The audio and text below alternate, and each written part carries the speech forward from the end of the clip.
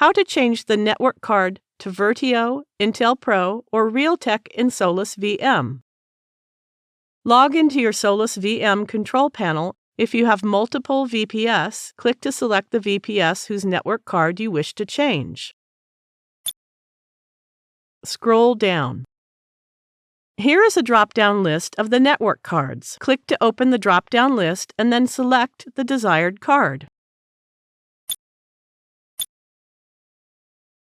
Click to reboot the VPS to save the changes.